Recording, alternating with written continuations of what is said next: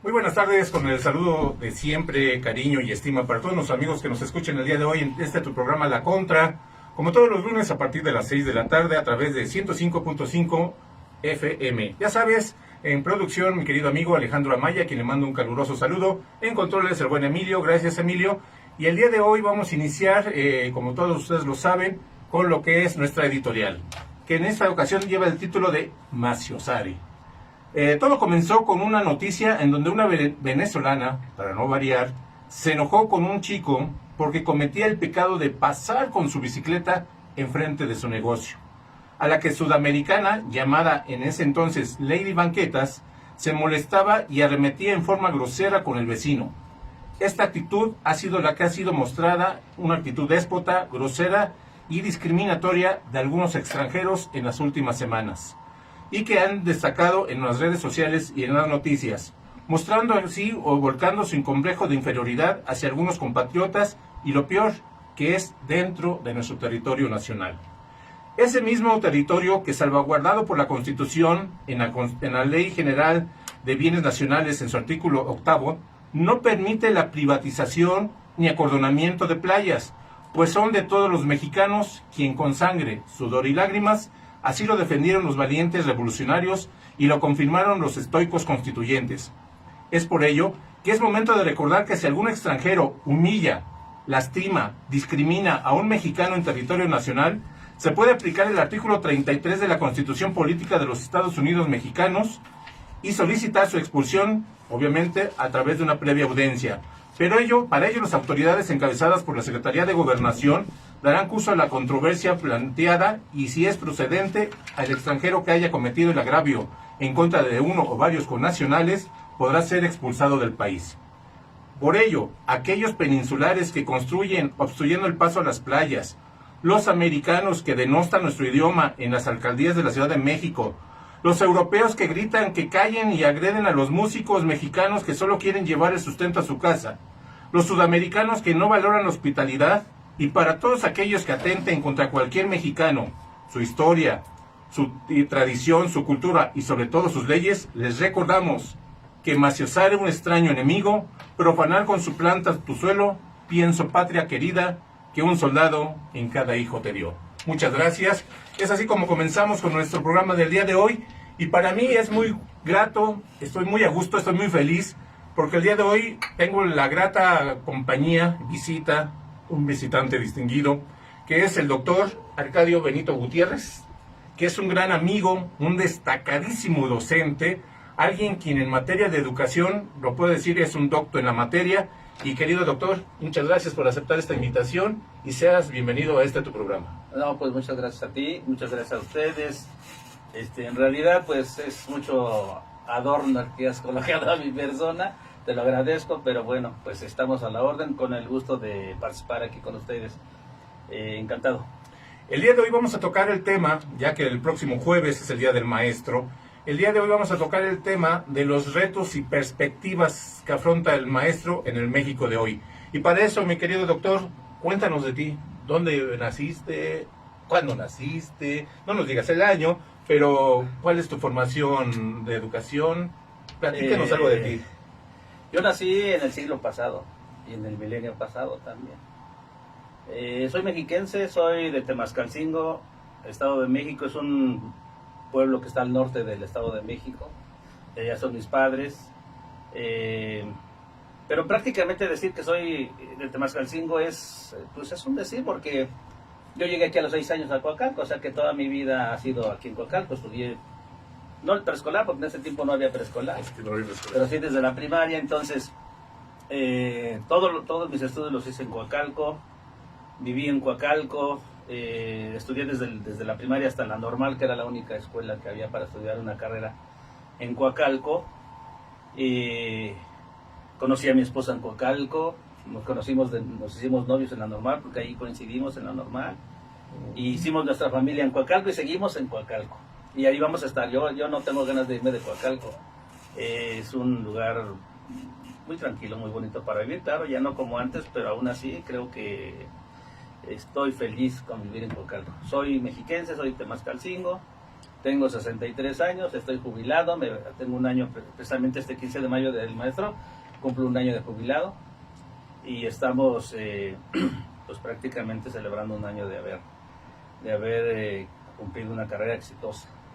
Esa carrera exitosa ya nos estás comentando que inició aquí en Coacalco, que obviamente refieres de Temascalcingo, pero tú fuiste profesor ante clase primaria, secundaria, Sí. prepa. Sí, yo comencé dando clase en 1984 en San Lorenzo Tetlista, que es también parte de Coacalco, uno de los pueblos originarios de aquí de Coacalco. Ahí comencé siendo docente frente al grupo, con un grupo de quinto año, 30 alumnos, 33 alumnos. Todavía tengo ahí las fotos en un marco que obtuve de ese primer grupo, que fue mi primer grupo de trabajo en 1984, un grupo de quinto grado. Ahí tengo las fotos de cada uno de mis alumnos.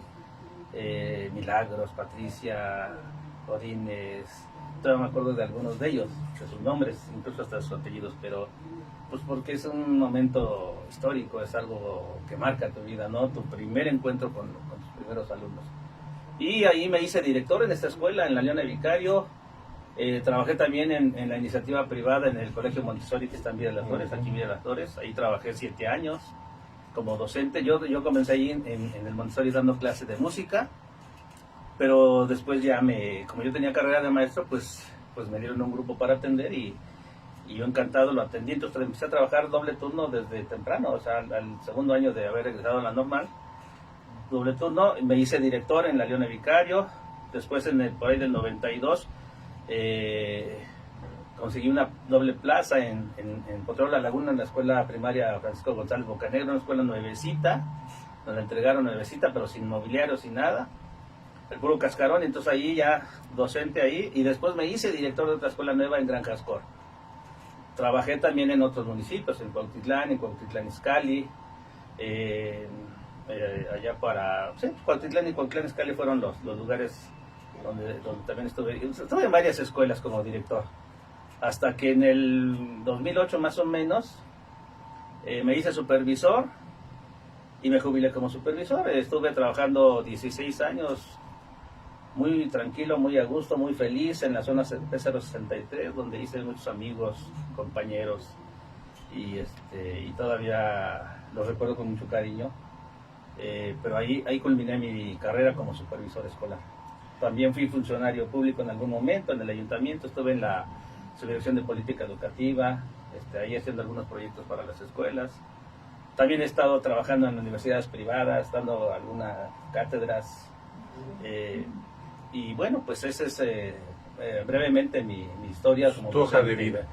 Pero a ti te tocó, profe, recuérdanos, cuando salías tú de la secundaria y no más bien de la prepa, ¿no? Cuando tenías nada más que cursar 3 años para ser maestro. Sí, bueno, en ese tiempo eran 2 años de bachillerato y 3 de la carrera. Ajá. Todavía no estaba considerada licenciatura, se consideraba pues, algo así como le llamaban en aquel tiempo carreras cortas, ¿no? El ser maestro no era algo así como que tener una licenciatura, ser licenciado era otra cosa, pero maestro era así como que algo mínimo, ¿no? Algo inferior. Me tocó 3 años de la carrera de maestro, así dice mi título, profesor de educación primaria. Y para eso, antes de eso, pues 2 años de bachillerato que estaban incluidos en el plan de 5 años. Y después entra la reforma, cuando tenían que postularse como licenciados en educación primaria, educación... Nosotros, los de estas generaciones, tuvimos que talachar mucho para conseguir una licenciatura. Yo soy licenciado en Ciencias Sociales por la Normal Superior 2 del Estado de México, que estaba en Ecatepec. Había 2, una en Toluca y otra en Ecatepec. Entonces estudié la licenciatura en Ecatepec, en cursos intensivos los sábados, de 8 a 8, de 8 de la mañana a 8 de la noche, todos los sábados. Fueron, me parece que 4 años de cada sábado. Y después estudiar una maestría, pues era también, era algo muy difícil, ¿no? Pero estudiamos una maestría en la Universidad del Valle de México, después estudiamos otra maestría, una escuela que fundó uno de mis grandes maestros que llevo con mucho cariño en el corazón y en la mente, se llama Hugo Rodríguez, que me dio clase cuando estudiamos la primera maestría. La Universidad del Valle de México hacía maestrías extramuros en diferentes lados, yo la estudié en Izcalli. y ahí conocí a Hugo Rodríguez. Entonces él fundó después una escuela que le llamó Claustro Mexicano de Ciencias Sociales, y me invitó desde que se empezó a formar la universidad, y allí estudiamos una carrera, muchos compañeros y yo, que se llamó Maestría en Hermenéutica y Política Educativa. Y ya después ahí mismo en esa escuela estudiamos el doctorado en Pedagogía Moderna, ¿no? Y ahí estamos en lo que fue la carrera de estudiante, pues así, en esas escuelas, ¿no? Para que tengan el contexto nuestros amigos, sobre todo los más jóvenes que nos siguen, ahorita las referencias que hace nuestro amigo, nuestro querido doctor, pueden sonar muy fáciles, pero el estudiar en la Normal de Ecatepec era irse en la 30 cuando eran nada más 2 carriles, y la Normal estaba en los finales, eran las orillas del centro de San Cristóbal de Ecatepec. No existía toda la zona urbana con la que actualmente se cuenta, mucho menos el Mexibus, mucho menos las líneas de combis ni de autobuses. Era lo último, la Escuela Normal de Ecatepec. Y aquí, la Universidad del Valle de México, lo llamaban los gallineros. Sí. Antes, era una universidad solita, ahí a un lado de Plaza Coacalco, cuando Plaza Coacalco todavía no existía. No se figuraba que iba a ser. Entonces, él lo que dice nuestro querido amigo el doctor, es que estas situaciones itinerantes, uno las tenía que tomar los transportes, 2, que eran los de Indios Verdes y La Raza, no eran combis, eran camiones, en los que uno se tenía que trasladar hasta esas zonas, después de 1 hora, hora y media, y no tanto por la distancia, sino por el tipo de transporte que era. Entonces, imagínense a las 8 de la noche, salir de Ecatepec, donde ya a las 7 con trabajos venían los famosos Ejidal Manzanas y todo eso a Coacalco, pues era muy complicado, tenía uno que tomar camiones a la quebrada, a Tultepec, subir caminando en medio de la oscuridad para poder llegar a los domicilios. Entonces ahorita pues ya tienen todo muy al alcance de la mano y todo eso. Entonces ahí sería nuestra primera pregunta, mi querido doctor, sobre el tema. Estas nuevas generaciones de docentes, ¿cree que le haya faltado ese sacrificio, ese esfuerzo que muchos de ustedes realizaron? Bueno, yo no quisiera decir que tuvieron que haber sufrido ellos como nosotros. O sea, a nosotros nos tocó sufrir. Yo tenía compañeros que venían de Aculco, fíjate. Aculco, de Jilotepec, de Nesa, de Tlalnepantla, y se rifaban.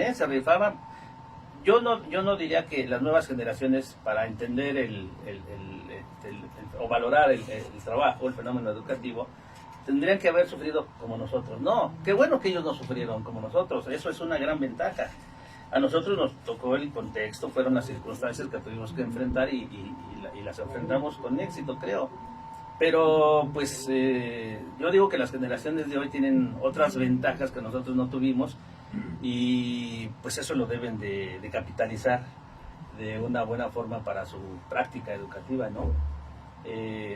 No creo yo que ellos, qué bueno que no sufrieron como nosotros, porque la verdad, caminar desde la López Portillo hasta cerca de la Normal de Coacalco, ¿sí? En mi caso, porque ese era el transporte, muy pocos de nosotros llegamos a tener un transporte, un automóvil, ¿no? Yo recuerdo perfectamente cuando mi amigo Daniel Luis Maldonado, que estudiaba conmigo, su papá le compró un bochito, y entonces, bueno, el mundo se transformó para él, porque imagínate venir desde Jilotepec hasta acá, ¿no? En camión. Bueno, pero los otros compañeros eran desde Aculco, que están mucho más lejos. Pero bueno, fueron las circunstancias que nosotros nos tocaron. ¿Dónde tocó practicar? Yo practiqué en Tlalnepantla, en la Escuela Alfredo del Mazo Vélez. Practiqué en Villa de las Flores, en la Morelos. Y practiqué también en... ¿Dónde fue? No, pues, hasta eso que no nos mandaban lejos, Pero sí, Tultepec. Tultepec. Y también recordar y hacer esta Tultepec. Referencia. Los maestros, para poder regresar, tienen que practicar, tienen que realizar sus actividades docentes previo a que les otorguen su título. Entonces, por ello, ellos salen a algunas escuelas para poder, su nombre lo indica, practicar todo lo que están aprendiendo. Por eso, desde ese momento, no era decir, ¿quién mejor que los que estudiaran aquí en la Escuela Normal de Maestros, ¿no? Que les tocaba la primaria anexa, pegaditos, nomás atravesaban 50 metros o hasta menos, 10 metros, y ya llegaban a su zona de práctica. Por eso mi pregunta, ¿dónde le había tocado al doctor? Porque era parte también de esa cúmulo de esfuerzos y de situaciones que tuvieron que realizar los docentes. Por eso, maestro, ahí es donde tenemos otro parteaguas histórico. Tenemos una generación de que los papás, una generación de papás, que le tuvimos miedo a nuestros padres y les tenemos miedo a nuestros hijos. Miedos de fallarle a nuestros padres y miedos de que nuestros hijos nos resulten en falla. ¿Cómo recibimos ustedes con esa experiencia, con ese talento, ese tipo de situaciones y esta generación en general? Bueno, yo creo que los valores no cambian. Los valores más bien se van transformando conforme la familia va transformándose también. Nosotros sí, bueno, éramos de los que si les daban una queja, pues nos poníamos a pensar porque nos iba mal, ¿no? Pero ahora todo esto ha cambiado. Yo digo, qué bueno que ha cambiado, porque nosotros no debemos educar en el miedo. O sea, nosotros tenemos que caminar en un sentido de hacerle la vida agradable, de hacerle la vida útil al alumno, de transformarlo, pero de una manera no impositiva, no con castigos, no con disciplina. Yo hago un análisis de que desde la escuela normal a nosotros nos enseñan a respetar la norma, ¿no? A no transgredir la ley, a ser obedientes, a ser hasta sumisos, ¿sí? Eso yo no sé qué tan bueno sea, porque cuando tú te enfocas solamente en la regla, en la norma, en la disciplina, en los valores que te inculcaron tus abuelos, tus padres, y de ahí no te quieres salir, entonces difícilmente tú vas a poder tener iniciativa propia y vas a poder... A veces es bueno transgredir la ley, ¿sí? Porque si tú no te atreves a hacer las cosas, te quedas estático. O sea, no estoy diciendo que los maestros enseñen a los alumnos a ser transgresores evidentes, sino que sí, pero que sí sean rebeldes. O sea, la rebeldía hay que fomentarla, pero la rebeldía en el buen sentido de rebelarnos ante una situación injusta, por ejemplo, ¿no? Nosotros crecimos todavía con los valores de que si papá o mamá lo decían, pues eso era, aunque tú supieras. Sí, o sea, yo creo que las circunstancias o la forma como fuimos educados nosotros, como los valores que nos inculcaron nuestros padres, no pueden ser eternos tampoco. O sea, todo tiene que ir cambiando como va cambiando el contexto, como va cambiando la sociedad, como van cambiando las necesidades, las posibilidades mismas de nosotros. Repito, a los alumnos a veces les cortamos ese sentido rebelde que traen por naturaleza. Los hacemos más que imaginativos, los hacemos disciplinados, valientes. A ningún maestro le gusta un niño rebelde, ¿eh? Como a ningún director le gusta un maestro que le esté cuestionando. Eso es natural en los seres humanos. No nos gusta la rebeldía, pero a veces encontramos el sentido de la rebeldía. Puede ser que hagamos cosas interesantes. Yo creo que al alumno, lejos de estarle dando respuestas, hay que enseñarle a que cuestione, a que pregunte, a que imagine, y por qué no, que se rebele ante el estado de las cosas cuando son injustas, cuando son nefastas, cuando no son legales, ¿no? Nosotros tenemos muchas jerarquías que consciente o inconscientemente seguimos todos los días, y una de ellas es la jerarquía de la autoridad. En la escuela hay una jerarquía vertical. El director no se mueve si el supervisor no le dice que se mueva. Y el supervisor no se mueve si el subdirector regional no lo dice. Acabamos de tener un fenómeno hace antier, que fue 10 de mayo, el viernes. Todo el mundo ya iba para la escuela y de pronto les dijeron que no había clases. Entonces, ¿por qué? Porque están esperando que desde arriba se diga sí o no para hacerlo, ¿no? Esas jerarquías también existen en las familias. Si el papá dice sí, la mamá dice sí. y el hijo dice sí.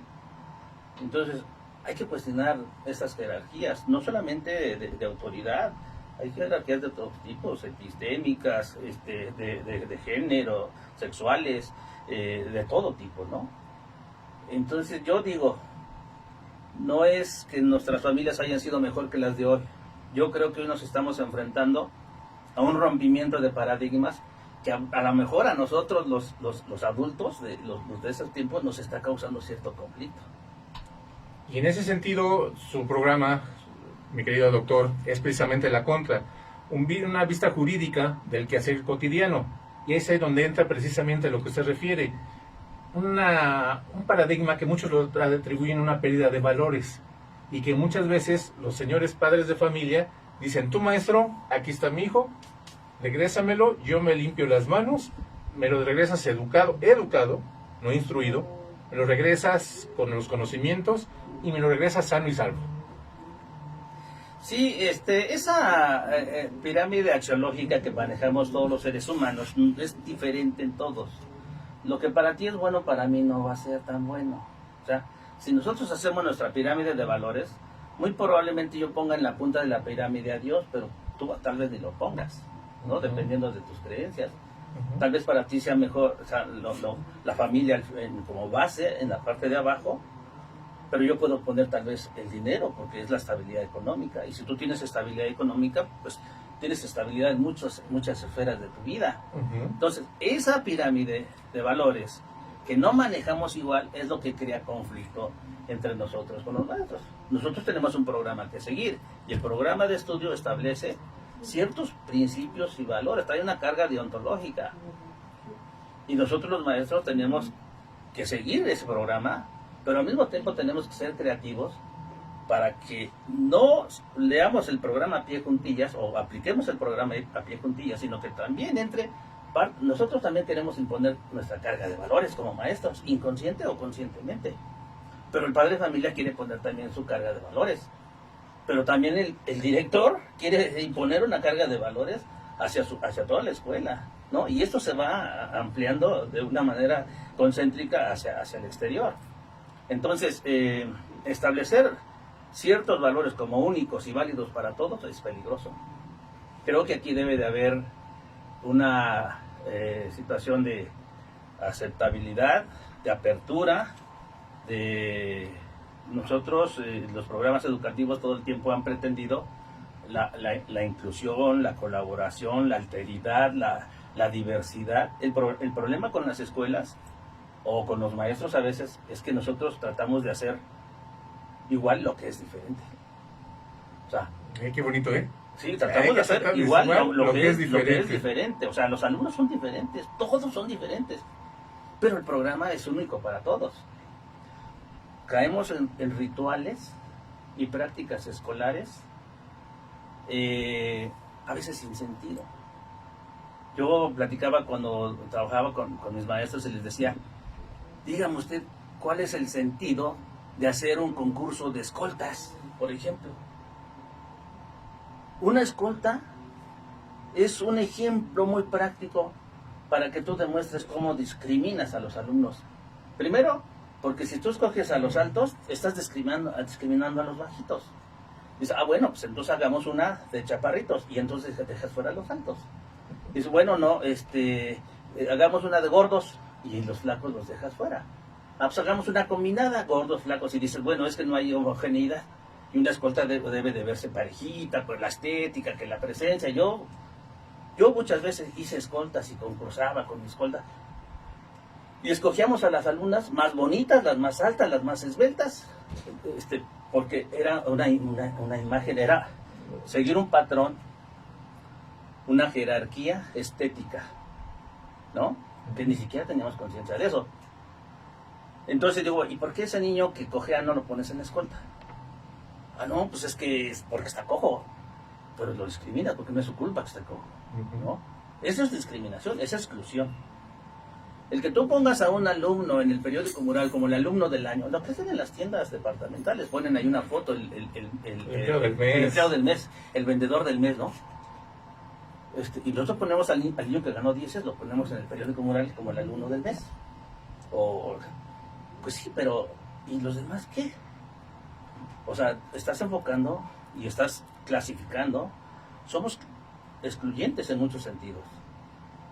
Hacemos, repito, hacemos rituales y prácticas escolares sin sentido, que caen en situaciones excluyentes, discriminatorias, etcétera, de todo tipo. Y estoy hablando nada más de las escoltas, pero hay muchas, hay concursos de himnos, hay concursos de bailables, hay concursos de bandas de guerra, que ahora, por ahí hubo una noticia que dicen que hubo una propuesta, no sé si en Oaxaca o algunos, que ya no son bandas de guerra, que ahora tendrían que ser bandas de paz, y entonces se provocó un conflicto. ¿Qué pasó? Como bandas de paz, ¿no? Difícilmente nos preguntamos cuál es el sentido de hacer tal o cual tarea en la escuela. A veces somos muy mecánicos. Una ceremonia de los lunes en la lavandera, pero no hay sentido, porque los alumnos ni se saben el himno, ni a veces ni nosotros, los maestros, o están cantando el himno unos y otros están platicando, o están bostezando, o por ejemplo los que no son católicos, que no cantan el himno, son testigos de Jehová y otras religiones. Pues ahí hay otro tipo de exclusión, que dice, a ver, usted señor, debe cantarlo. Hubo incluso hasta un documento, yo lo tuve en mis manos hace muchos años, para obligar a los que eran de otra religión a cantar el himno, ¿no? Y cómo lo nacional tenía que imponerse sobre lo local, sobre lo particular. Perdón, doctor, que lo interrumpa, pero eso me recuerda que hace años, no me acuerdo si en Zacatecas o en Chiapas, los agentes migratorios, para poder determinar si era uno extranjero de paso, detenían a los supuestos personas, les decían, dime el himno nacional. Mexicanos no podían, vas para arriba. Sí. Ya tenían que acreditar después, no, pues él vive aquí en Oaxaca, él vive aquí no me acuerdo la entidad, pero así es lo que dice efectivamente el doctor, son rituales que no tienen razón de ser en algún momento. Sí, tendríamos que nosotros, cuando tú me hiciste la invitación y yo ya en el documento retos y perspectivas del docente, ¿no? En el siglo XX, yo digo, bueno, para hablar de retos y perspectivas del docente tendríamos que nosotros que analizar qué persiste, ¿no? ¿Qué es lo que ahorita, cómo estamos ahorita? ¿Cómo estamos? Y yo veo ahorita, por ejemplo, que en el siglo XXI, en 2025, pues muchas escuelas parecen más museos que escuelas. Yo voy por mis nietas a la escuela donde yo estudié la primaria y muy poco ha cambiado. Físicamente, estructuralmente, la escuela sigue siendo la misma. Cuando le haces una manita de gato por aquí, por acá, pero realmente el edificio Es el mismo. Es el mismo. Todavía encuentro escuelas en donde hay un pedestal, ahí junto al pizarrón al frente, en donde el maestro se sube y mira así desde arriba a los alumnos.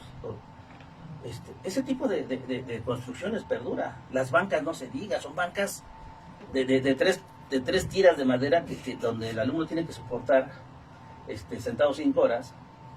Imagínate lo que es pedirle a un alumno que esté 5 horas quieto en una banca de ese tipo, poniendo atención a una clase que no siempre es interesante, porque a veces no hacemos las clases muy interesantes, con mobiliario así, con ese tipo de prácticas, de pedagogías, pues lo hacemos muy complejo. Eso es algo que todavía se observa. No es cierto que en el siglo XXI las escuelas ya todas sean modernas, con buen mobiliario, con un maestro con recursos. Hay muchas cosas que te repito que son dignas de análisis para poder entonces decir, esto es mi realidad y entonces mis retos son estos, ¿no? Mis retos como maestro ante estas circunstancias, en estos tiempos, pues me lo tengo que plantear de acuerdo a la realidad que yo estoy viviendo. Mi realidad es esa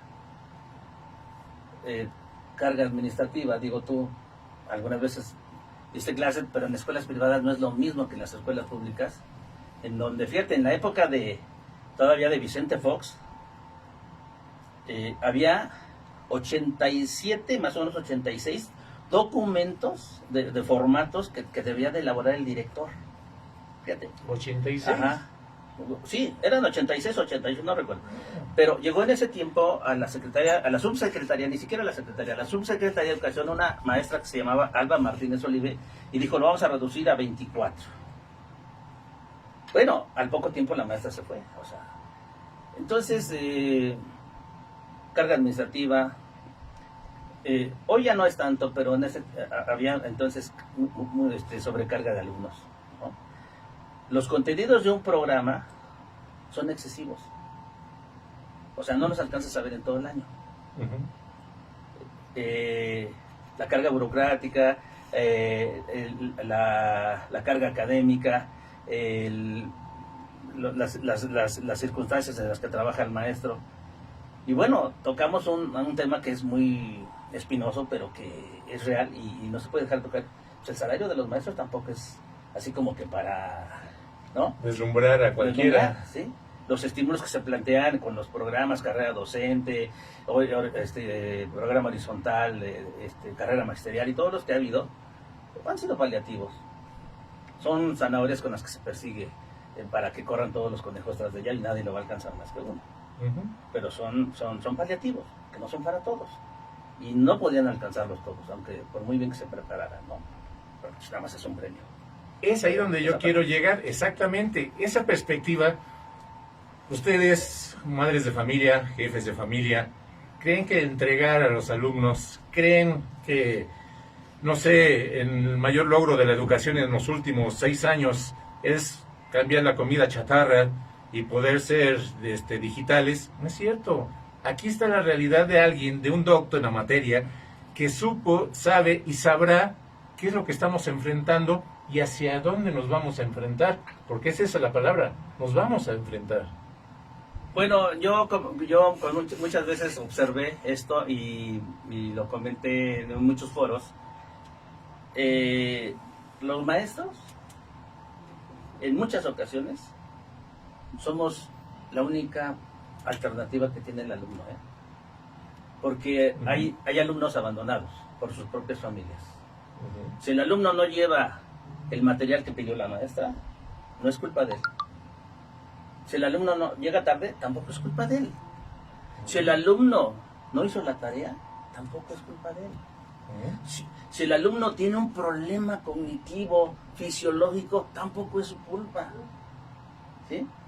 Entonces, nosotros lo que hacemos en las escuelas, o lo que tratamos de hacer por mucho tiempo, yo creo que lo logramos en buena medida, es acepta ese tipo de alumnos, porque cerrarles la puerta es condenarlos. Por lo menos en la escuela sienten un escape.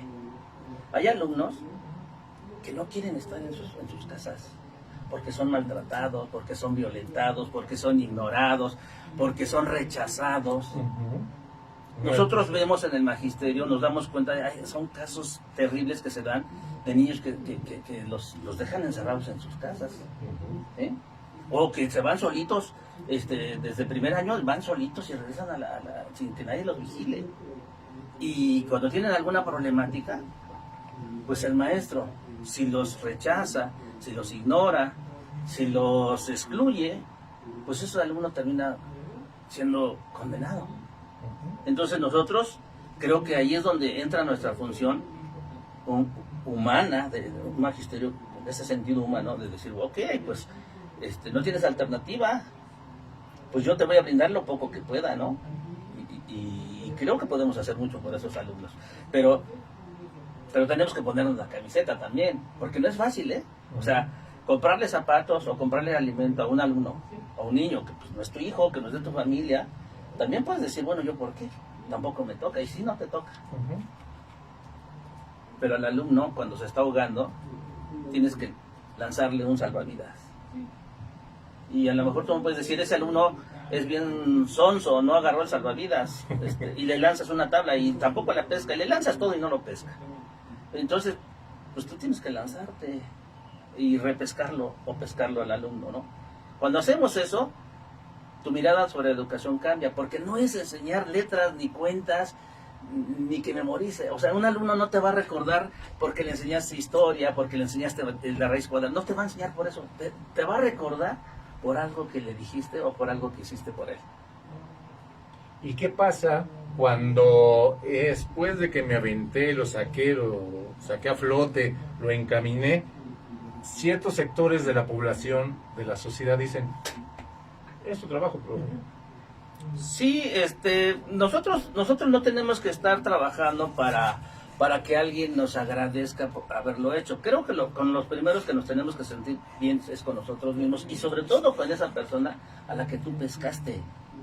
O sea, ese debe ser tu pago. O sea, pescar o repescar a un alumno, salvarlo de la condena, esto es suficiente. O sea, que el padre te diga o no te diga que es su trabajo, que no es tu trabajo, eso viene sobrando. Yo creo que la satisfacción del maestro es cuando ve al alumno. Mira, cuando enseñas a un alumno a leer y cuando tú lo ves que se suelta a leer de pronto, es una especie como de epifanía, es un alumbramiento, es algo mágico. Pues lo mismo sucede, ¿sí? Cuando el maestro llega y te dice, o el alumno llega y te dice, no sé, no, porque no sucede así. Pasan años y llega un alumno y te dice, maestro, yo vengo a agradecerle porque usted me escuchó y me dio este consejo. Miren, hijas, este señor que está aquí, fue mi maestro de quinto, así le dijo un señor a sus hijas, que llevó a escribir a una de las escuelas que eran de mi zona. Y este señor que está aquí, él me enseñó a jugar fútbol. O sea, yo nunca pretendí enseñarle a jugar fútbol. Yo nunca quise enseñarle a jugar fútbol, pero a él se le quedó eso. Yo hubiera preferido que me dijera, pues me enseñó matemáticas, me enseñó historia, me enseñó geografía, no sé. Pero él lo que tenía aquí grabado era que yo le había enseñado a jugar fútbol porque lo sacaba constantemente. Isaac Pérez Cabrera le dijo, yo no te enseñé a jugar fútbol, pero ellos se quedan con otra cosa, ¿no? ¿Fue su tabla de salvación? Sí, se salvó. A mí me salvó un maestro en la normal, cuando estuve a punto de desertar, mi maestro Fernando Pérez Sandoval, que me daba clases de inglés. Cuando yo estaba a punto de dejar la normal, decía, esto no es para mí, yo andaba en el relajo, en el cotorreo. Y él se puso a platicar conmigo en la escalera que entraba para los salones y me dijo, tú tienes talento, tú puedes hacer esto, yo veo en ti esto.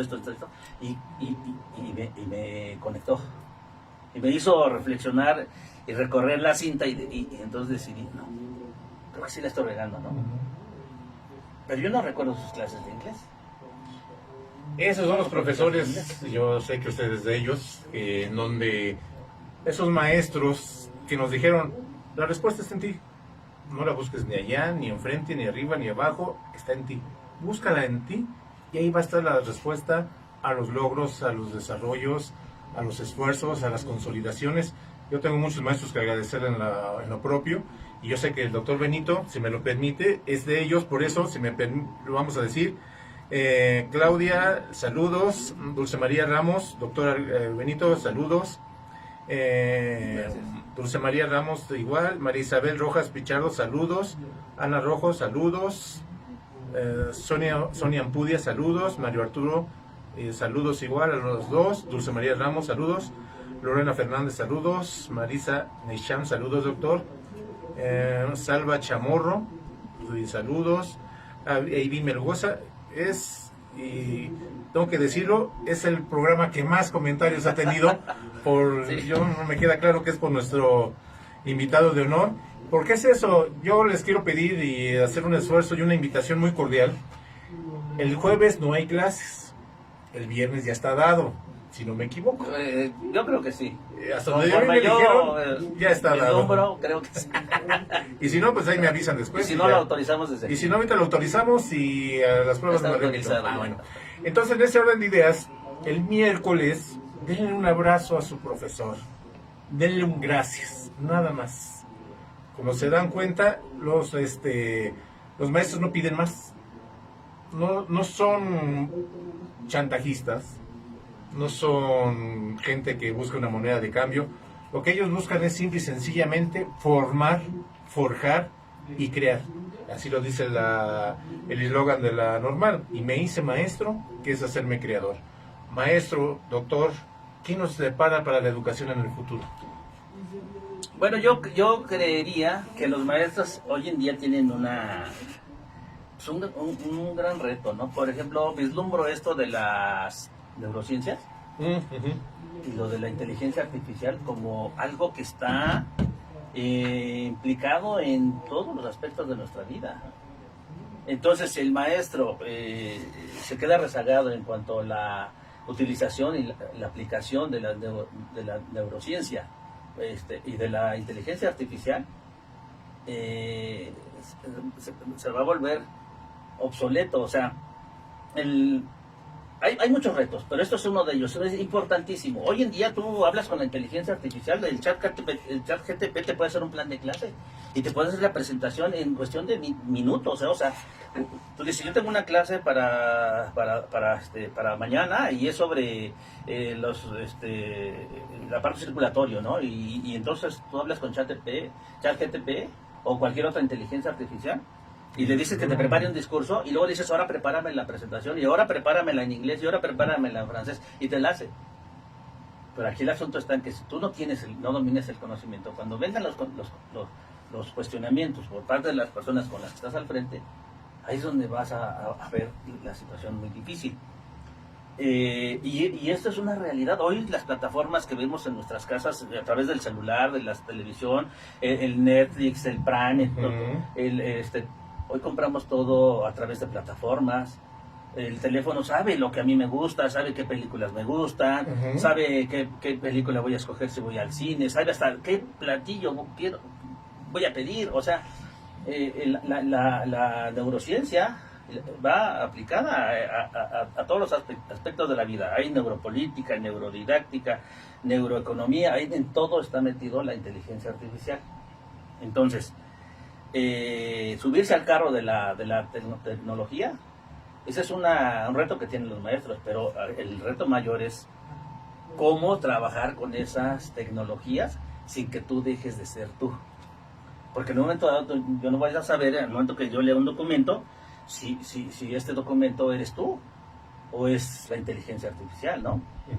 Hoy en día hay quienes escriben libros, pero escriben libros en coautoría con la inteligencia artificial. Yo acabo de leer un libro que lo escribió la inteligencia artificial. O sea, son las preguntas existenciales que todo el mundo nos hacemos, pero las responde el ChatGPT. Entonces, esos retos los tienen ahorita los docentes, ¿no? Sí, la carga administrativa sigue siendo algo muy importante, que es la situación socioemocional, la salud emocional del maestro. ¿Sí? Mira, a raíz de la pandemia nos dimos cuenta cómo los maestros tenían que ser superhéroes. Los maestros no se podían enfermar porque tenían que cuidar al grupo. Los maestros tenían que seguir cumpliendo con todo lo que se les pedía y tenían que estar al tanto las 24 horas con sus alumnos, con los padres. No hubo horarios y había que estar atendiendo a todos. Y él es un ser humano también. Y como ser humano también tenía derecho a enfermarse, pero en esos tiempos, y todavía ahorita, pues el maestro tal pareciera que fuera la locomotora del tren que jala todos los vagones y todos pueden descarrilarse menos él. Pero el maestro también es Y tiene que estar a punto, tiene que estar a tiempo, sí. No puede estar fuera de tiempo, ni fuera de zona, ni no, tiene que estar... Pero el maestro no es infalible. O sea, es un ser humano como tus propios alumnos, como su director, como su supervisor, no sé, como todo. Y ahí va un abrazo y un reconocimiento a aquellas mamás que cuando llegan a dejar a sus hijos y dicen, no va a venir la maestra fulanita porque está enferma. Ay, ¿cómo se enfermó? ¿Cómo es posible? ¿Por qué se enferma? Porque es humanas, mamitas, por favor, tengan empatía con sus maestros. Para poder llegar a su lugar de trabajo, tienen que trasladarse. No están omisas a un riesgo de accidente, a una enfermedad, como dice el doctor, ¿no? Mira, cuando los padres de familia se enojen porque no atendiste a su hijo, yo los invitaría a que hagan un reconocimiento de cuántas veces a sus hijos les limpiaron los mocos, por ejemplo, ¿no? De cuando eran pequeños. Menos a los de universidad. ¿A cuántos tuvieron que darles incluso hasta de su propio lunch porque no llevaban? ¿Cuántos de sus hijos han sido consolados porque se sienten tristes, porque algo les está afligiendo? ¿Y quién lo consuela? ¿Quién lo apapacha? ¿La maestra o el maestro? ¿Sí? Les limpia los mocos, como te dije hace rato, los apapacha, los despioja, hacen un sinfín de tareas que no deberían de hacer tal vez, pero lo hacen, ¿no? Lo hacen sin que sea su responsabilidad. Los maestros enfrentan una gran carencia de recursos en las escuelas, por ejemplo. Ya te dije hace rato, pues, las aulas no son las más adecuadas, ¿no?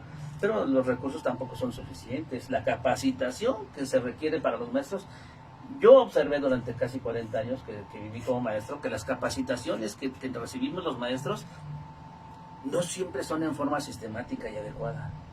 Se capacitan las cabezas y de ahí tiene que bajar en cascada toda la capacitación, y cuando ya llega hasta el docente, ya todo eso se diluyó, y entonces de toda esa cascada de 100,000 litros de conocimiento, al docente le llega medio litro. Y eso si bien le va. Y si le y llega, si tiene ¿no? el recipiente adecuado. Y además le va a llegar ya contaminado, Ujú. porque pasa por muchos filtros, pues. Entonces no hay una capacitación seria. Eso es un pendiente que ha estado toda la vida. Ha habido reformas y más reformas. Hoy en día estamos en una reforma. A mí en lo particular esta última reforma me pareció buena. No es la panacea, desde luego que no. Yo lo veo como una utopía, como algo que es deseable y sí es posible, pero requiere de mucho esfuerzo de todos. Me encantaron los libros, me encantaron el enfoque que le dan, por ejemplo, a este pensamiento decolonial. Porque sin darnos cuenta estamos colonizados acá, estamos colonizados en el trabajo, estamos colonizados en la familia, estamos colonizados en todos lados. Pero el asunto es, si no te das cuenta de que esta colonización está presente en ti, no va a ser posible que tú te emancipes tan fácilmente. Entonces, esa capacitación es necesaria para poder entender verdaderamente el sentido de la reforma, porque es noble, porque es bueno, es viable, pero es muy difícil de hacer. Aquí el asunto está en que las reformas que ha habido, no termina una de morir cuando ya están haciendo la otra. Ujú. Entonces no dejamos morir una. Por novedades legislativas. Sí, exactamente, porque entran cuestiones de tipo, pues de todo tipo, político, presupuestario, desde luego. Ujú. ¿Sí? Entonces ahora, si no dejamos morir una reforma y estamos ya atendiendo una que no acaba de nacer y ni siquiera sabemos si va a ser lo suficientemente buena, Ujú. entonces terminamos aplicando a veces programas que no los podemos hacer nuestros, Ujú. porque tampoco los hicimos nosotros. Digo, yo le veo algo de ventaja a esta reforma porque al menos aquí pues fueron maestros los que construyeron los libros.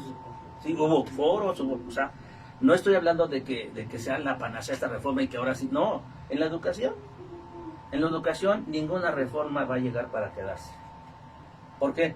Porque el aspecto educativo es dinámico. Lo que hoy se hizo de manera casi perfecta, mañana va a ser susceptible de mejora, porque la educación es así, porque la educación se hace con humanos. Ujú. Y los humanos no somos estáticos. Hoy tenemos una necesidad que mañana va a cambiar.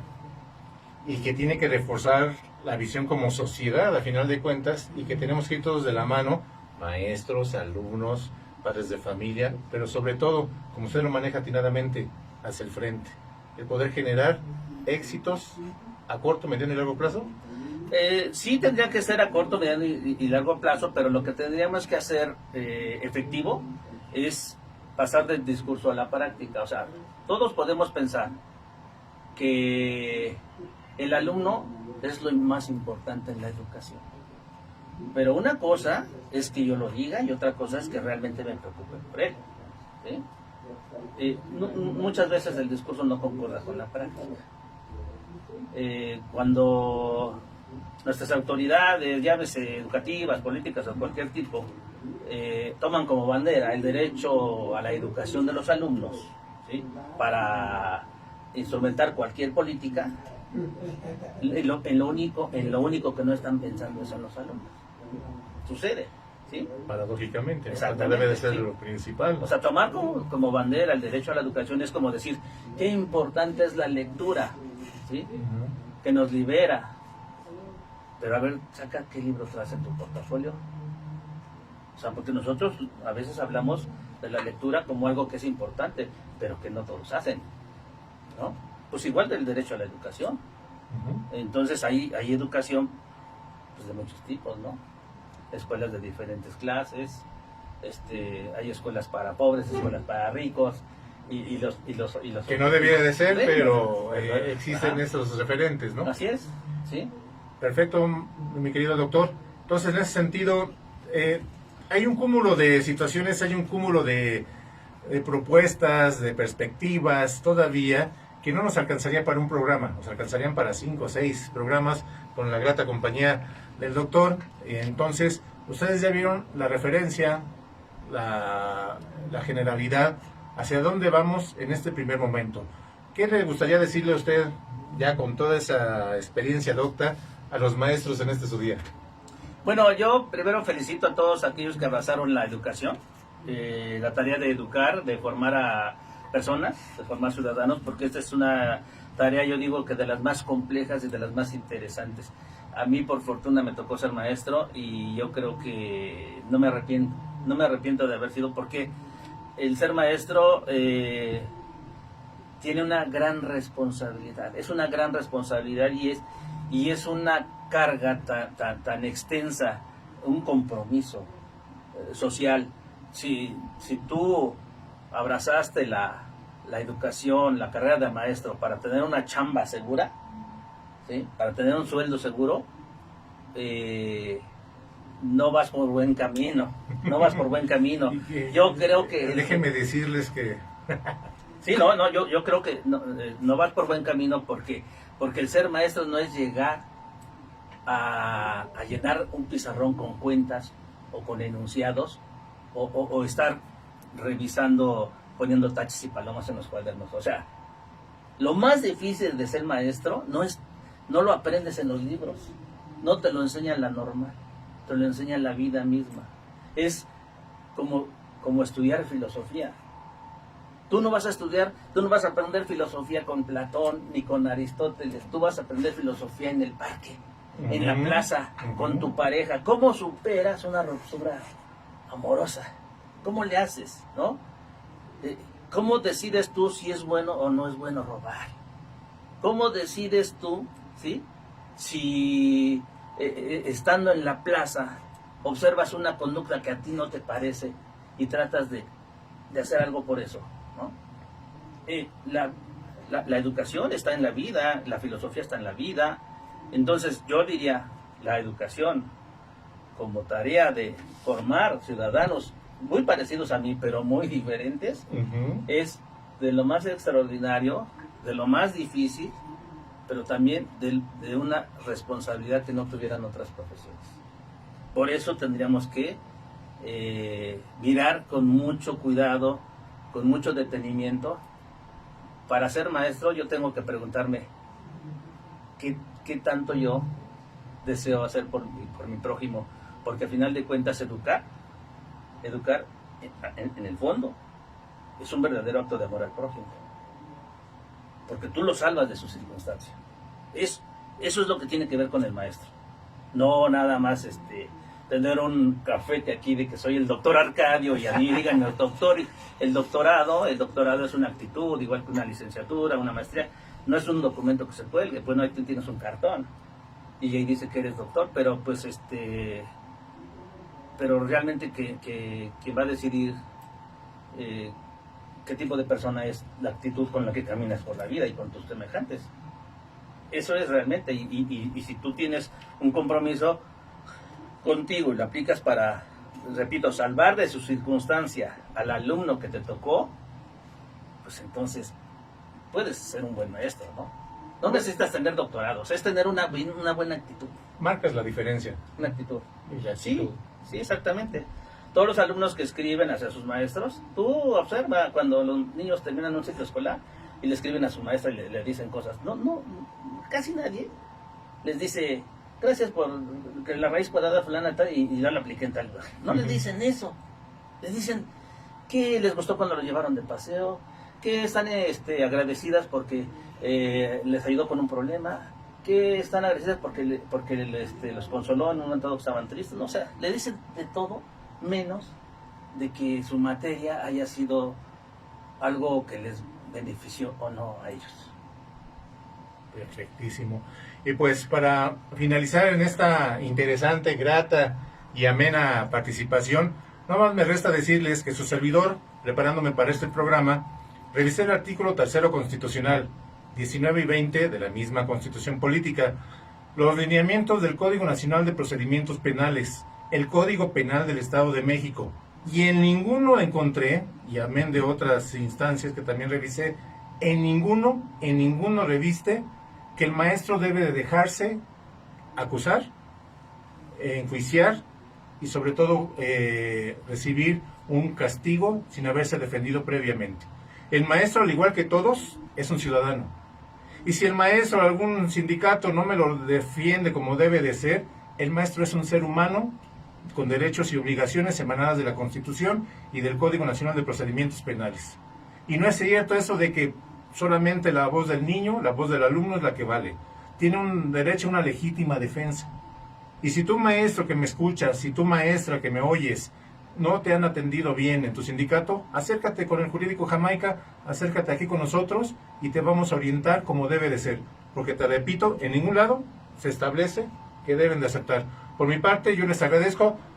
Doctor, agradecido infinitamente por su participación. Esta es su casa y le hacemos la invitación para que nos vuelva a acompañar nuevamente. ¿Le parece? Claro que sí, con mucho gusto. Gracias. Soy yo. Gracias, nos vemos el próximo lunes. Hasta luego. Hasta luego. Buenas tardes. Hasta luego.